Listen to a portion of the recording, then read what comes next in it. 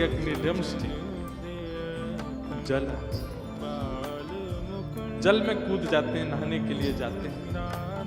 यशोदा मैया नंद बाबा ते के लालाए जमुना तट पे घुमावे ले जाओ, रोज रो में ठाकुर जी में घूम पे जानो, लेके चलो, डोल में जाऊंगा।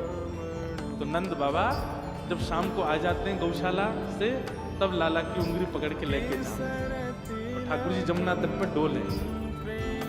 यशोदा मैया के लाला अगर तू गीलो है के आयो और अगर तेने स्नान कियो तो फिर देखियो तेरी मैं काल करूं।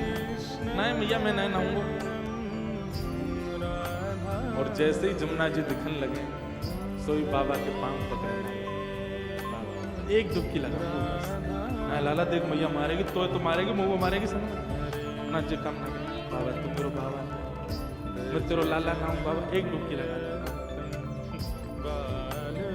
अच्छा ठीक है, एक काम कर, मैं स्वाब भी लाया हूँ, जल्दी नहा ले, फिर तो पहुँच के ले चलूँ। हाँ बाबा ठीक। तुरंत जमुना जल में स्नान कर लेते हैं और खूब जोर जोर से नहावे और फिर मन में सोचें, बोले यशोदा मैया मैं जान नहीं, मैं जैसे ही लौट के जाऊंगा मेरे एक एक बार छू के देखेगी और एक बार गिरो निकल आया हो तो मुझे बहुत डांटेगी, अकेलो डांट क्यों खाऊं। अब ना तो लिया ही सो ठाकुर जी ऐसा नाटक करें, अरे बाबा मैं डूब रहा हूँ, बाबा मैं डूब रहा हूँ, बचाइए। नंद बाबा एक पांव लाला ले हाथ दे।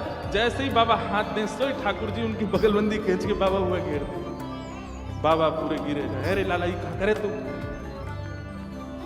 सोई ठाकुर जी निकल के बाहर आ जाए और चौकड़ी मार के भागे नंद भवन को, लाला लाला रुक जा, कहाँ जा रहा हो, कहाँ बात है। ठाकुर जी पहले ही पहुंच जाए और यशोदा मैया से जाके कहें, मैया तेरी सौं खा के कहूं, बाबा ने जबरदस्ती गिर दियो मैं जमुना जी में, देख खुद तो गिरो, मुंह में लेके गिर पड़ा। नंद बाबा आगे के, यशोदा तेने का खायो जब जी घर में, ये इतनो झूठ बोले, इतनो उद्मी छोरा या कि मैं कहा बता। जल स्नंग्यग्निडम स्टेसी जलत द्विजकंटके। नंद भवन के आसपास गोकुल में जितने भी ब्राह्मण रहते हैं, सबके संग ठाकुर जी खूब लीला द्विज कंटके, ऐसी ठाकुर जी की लीला चलती। लेकिन किसी भी ब्रजवासी को ठाकुर जी की सब लीला में सुख।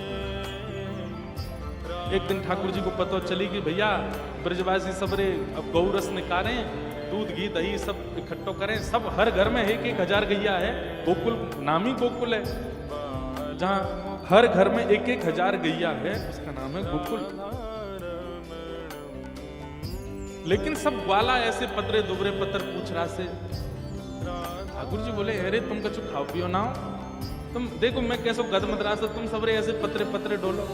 सब ठाकुर जी के सखा बेचारे सब कहें, लाला तू तो राजा के यहाँ जन्मो है, तो तेरे काजी कोई कर थोड़ा ही है, हम पे तो कंस ने कर लगा रखो है, टैक्स।